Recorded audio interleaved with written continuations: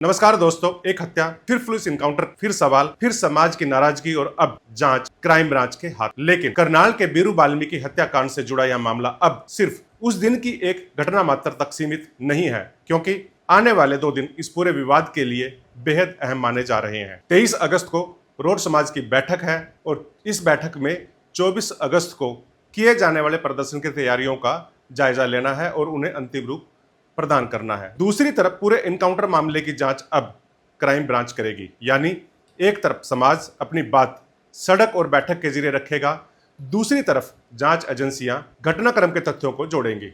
और इस बीच एक और सवाल लगातार चर्चा में है। इस पूरे घटनाक्रम में स्थानीय विधायक जगमोहन आनंद की भूमिका को किस तरह से देखा जाना चाहिए? क्या उनके बयान ने विवाद को बढ़ावा दिया या उनके बयान को संदर्भ से अलग करके देखा जाना चाहिए? क्या एक जनप्रतिनिधि का दायित्व सिर्फ पुलिस कार्रवाई का भरोसा देना है या तनाव के समय समाज के बीच संवाद और संयम कायम करना है?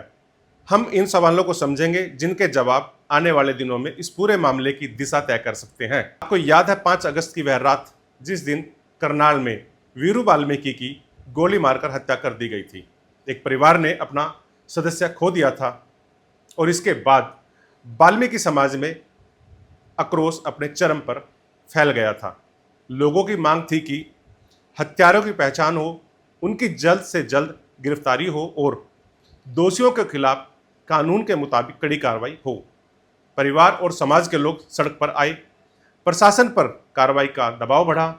इसी दौरान करनाल विधायक जगमोहन आनंद भी पीड़ित परिवार के बीच पहुंचे। पुलिस अधिकारियों से बातचीत हुई, परिवार को कार्रवाई का भरोसा दिया गया। इस बिंदु तक विधायक की भूमिका एक जनप्रतिनिधि के तौर पर पीड़ित परिवार के साथ खड़े होने भर की थी। लेकिन इसके बाद घटनाक्रम तेजी से बदले। वीरू की हत्या के करीब 24 से 27 घंटे के भीतर पुलिस कार्रवाई ने इस मामले को बिल्कुल अलग दिशा में पहुंचा दिया। पुलिस के मुताबिक वीरू हत्याकांड से जुड़े 2 संदिग्धों की पुलिस से मुठभेड़ हुई। उनकी पहचान हर्ष और बीरबल के रूप में बताई गई। पुलिस का दावा था कि इन दोनों ने पुलिस टीम पर फायरिंग की और जवाबी कार्रवाई में दोनों घायल हो गए। बाद में अस्पताल में दोनों की मौत हो गई। पुलिस ने हथियार, कारतूस और मोटरसाइकिल बरामद करने का दावा किया। पुलिस के लिए यह वीरू हत्याकांड में बड़ी कार्रवाई थी। लेकिन बात यहीं खत्म नहीं हुई, बल्कि यहीं से दूसरे सवाल शुरू हो गए। इनकाउंटर में 2 युवकों की मौत के बाद उनके परिजन और रोड समाज की ओर से पुलिस कार्रवाई पर सवाल उठाए गए। रखी है। पहले तो जो स्थानीय विधायक है करनाल के, भाई सरकार उन पे एक्शन ले कि उन्होंने जब अपने मुंह से ये बात कही है कि भाई मैं जनप्रतिनिधि हूं। जब जनप्रतिनिधि को किसी एक समाज की भावनाओं के नहीं, पूरे सभी 36 समाज की भावनाओं की कदर करनी चाहिए। ये उनका बयान गलत था। और फिर दूसरा ये कह देना कि मैं कोरे कागज पर लिख के दूं, ये भी बड़े रोष का विषय है। हमारे पूरे समाज की भावनाओं को ठेस पहुंचाई गई है, उनके भावनाओं का हाथ पहुंचा है।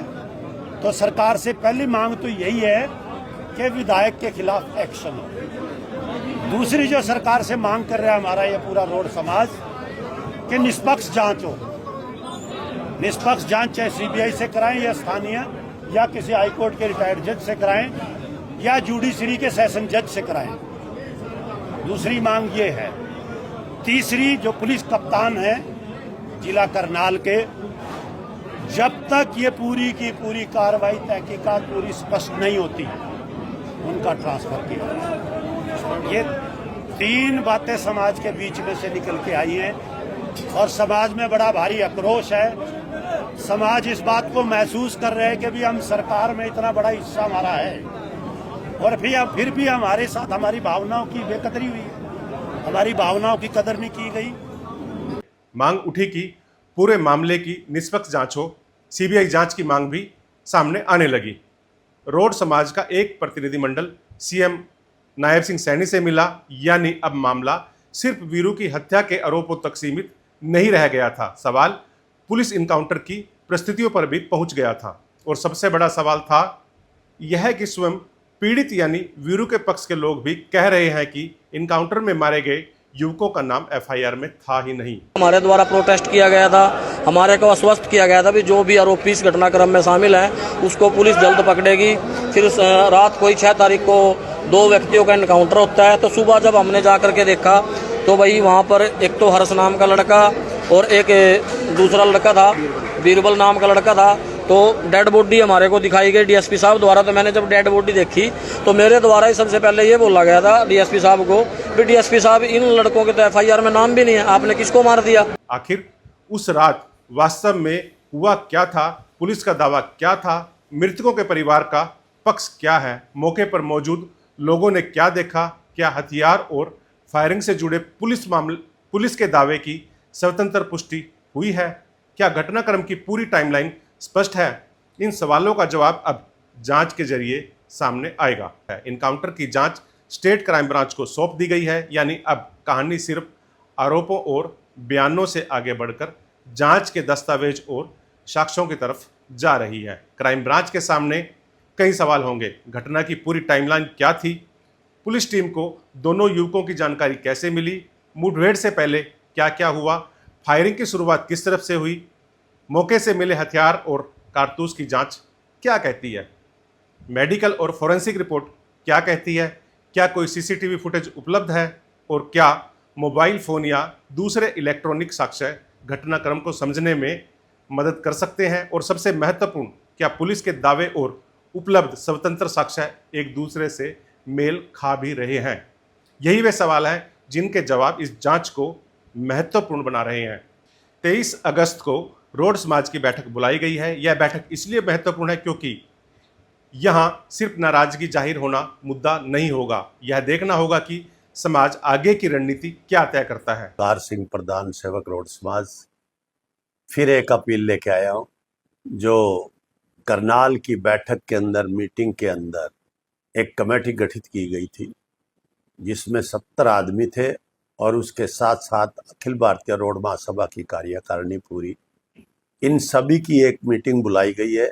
क्या प्रशासन के सामने कोई स्पष्ट मांग रखी जाएगी? क्या जांच की निगरानी या निष्पक्षता को लेकर सवाल उठाए जाएंगे? क्या सरकार इस बैठक में कोई प्रतिनिधिमंडल भेजने का फैसला कर रही है? क्या 24 अगस्त के प्रदर्शन को लेकर इस बैठक में रणनीति बनाई जाएगी, या क्या जांच पूरी होने तक संयम बरतने की अपील की जाएगी? यानी 23 अगस्त की बैठक 24 अगस्त के प्रदर्शन से ठीक पहले महत्वपूर्ण कड़ी बन गई है। 24 अगस्त प्रदर्शन की तैयारियां हैं, लोगों को अपनी बात रखने का लोकतांत्रिक अधिकार है, लेकिन प्रशासन के सामने भी एक बड़ी जिम्मेदारी है। प्रदर्शन शांतिपूर्ण रहे, कानून व्यवस्था बनी रहे और ऐसा कोई टकराव न हो जिससे मूल मुद्दा ही पीछे छूट जाए, क्योंकि इस समय मामला पहले से ही जांच के दायरे में है। ऐसे में सबसे महत्वपूर्ण है तथ्य सामने आए, आरोप अपनी जगह हैं, दावे अपनी जगह हैं, लेकिन अंतिम निष्कर्ष जांच और उपलब्ध साक्ष्यों से ही निकलेगा। अब आते हैं उस सवाल पर जिसे इस पूरे मामले से अलग करके नहीं देखा जा सकता। विधायक जगमोहन आनंद की भूमिका यहाँ सबसे पहले एक बात स्पष्ट कर देना जरूरी है। किसी विधायक के बयान को सीधे सीधे किसी घटना का कारण मान लेना उचित नहीं होगा, और न ही जांच पूरी होने से पहले किसी जनप्रतिनिधि को किसी घटनाक्रम के लिए जिम्मेदार ठहराया जा सकता। लेकिन एक जनप्रतिनिधि के नाते सार्वजनिक बयान का प्रभाव जरूर होता है, खासकर तब जब शहर में तनाव हो, एक परिवार अपने सदस्यों को खो चुका हो और 2 समाजों के बीच सवाल खड़े हो रहे हों। इसलिए विधायक के बयान को भी इस पूरे संदर्भ में समझना जरूरी है। उनका पक्ष यह रहा है कि वे 36 बिरादरी का सम्मान करने की बात कर रहे हैं। उन्होंने कहा कि वीरू की हत्या के समय यह पता नहीं था कि हत्या करने वाले किस बिरादरी से हैं। उनका यह भी कहना है कि उनके बयान को तोड़ मरोड़ कर पेश किया गया और उनका उद्देश्य किसी समाज को निशाना बनाना नहीं था। दूसरी तरफ रोड समाज की ओर से उनके बयान को लेकर कड़ी नाराजगी जताई गई है। यहीं से सवाल पैदा होता है कि क्या विवाद शब्दों का था, संदर्भ का था, या इसके बाद बनी धारणाओं का था? रोड समाज विधायक जगमोहन आनंद पर समाज की भावनाओं की अनदेखी की बात बोल रहा है। क्या उन्हें लगता है कि उस समय उनके बयान को गलत समझा गया? क्या वे मानते हैं कि तनावपूर्ण माहौल में जनप्रतिनिधि को शब्दों में अतिरिक्त सावधानी बरतनी चाहिए थी? क्या दोनों पक्षों के प्रतिनिधियों के बीच संवाद कायम कराने की उन्होंने कोशिश की? क्या 23 अगस्त की बैठक और 24 अगस्त के प्रदर्शन से पहले समाज के लोगों से संयम बरतने की अपील उन्होंने की? क्या क्राइम ब्रांच की जांच को निष्पक्ष और स्वतंत्र तरीके से पूरा होने के पक्ष में वह हैं, और सबसे महत्वपूर्ण क्या वह मानते हैं कि इस पूरे मामले का अंतिम फैसला राजनीतिक बयानों से नहीं बल्कि जांच के तथ्यों से होना चाहिए। एक जनप्रतिनिधि की असली परीक्षा तब नहीं होती जब सब कुछ सामान्य चल रहा हो। असली परीक्षा तब होती है जब शहर में तनाव हो, जब एक परिवार न्याय मांग रहा हो, जब दो पक्षों के बीच अविश्वास बढ़ रहा हो और जब सोशल मीडिया पर अलग अलग दावे तेजी से फैल रहे हों। ऐसे समय में विधायक की जिम्मेदारी सिर्फ यह कहना नहीं है दोषियों को नहीं छोड़ा जाएगा, बल्कि यह भी सुनिश्चित करना है कि कानून अपना काम सही तरह से करे, समाज संयम रखे और किसी निर्दोष व्यक्ति या पूरे समुदाय के खिलाफ धारणा ना बने। यही लोकतांत्रिक नेतृत्व की कठिन परीक्षा है। पूरे मामले में तीन रास्ते एक जगह आकर मिल रहे हैं। पहला 23 अगस्त की रोड समाज की बैठक, दूसरा 24 अगस्त का प्रस्तावित प्रदर्शन और तीसरा क्राइम ब्रांच की जांच। समाज अपनी आवाज उठाएगा, प्रशासन कानून व्यवस्था देखेगा और जांच एजेंसियां तथ्यों को जोड़ने का काम करेंगी। लेकिन इन तीनों के बीच एक चीज सबसे महत्वपूर्ण होगी, वह है संयम। क्योंकि अगर प्रदर्शन हिंसा या टकराव में बदलता है तो मूल सवाल पीछे छूट जाया करते हैं, और अगर आरोप जांच से पहले ही फैसला बन जाए तो भी निष्पक्ष जांच प्रभावित होने का खतरा बना रहता है। सवाल सिर्फ यह नहीं है कि किसने क्या कहा, सवाल यह नहीं है कि किस पर क्या आरोप लगाए। अब असली सवालों का जवाब क्राइम ब्रांच की जांच से सामने आएगा।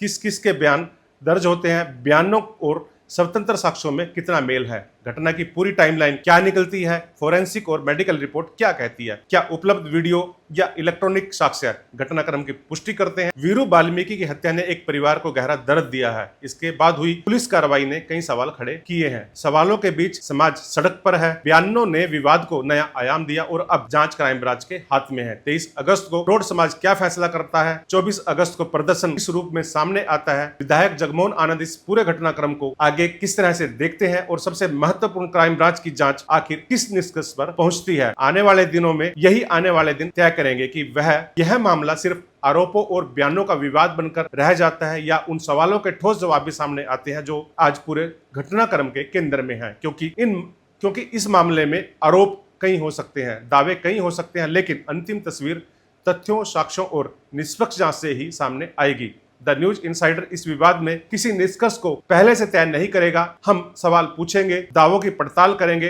दोनों पक्षों को सामने रखेंगे और जो तथ्य सामने आएंगे उन्हें आपके सामने रखेंगे। फैसला आपने करना है। नमस्कार, मैं मनोज ठाकुर और आप देख रहे हैं द न्यूज इनसाइडर। सवाल वही जो जरूरी है और जवाब वही जो तथ्यों से साबित हो। जय हिंद।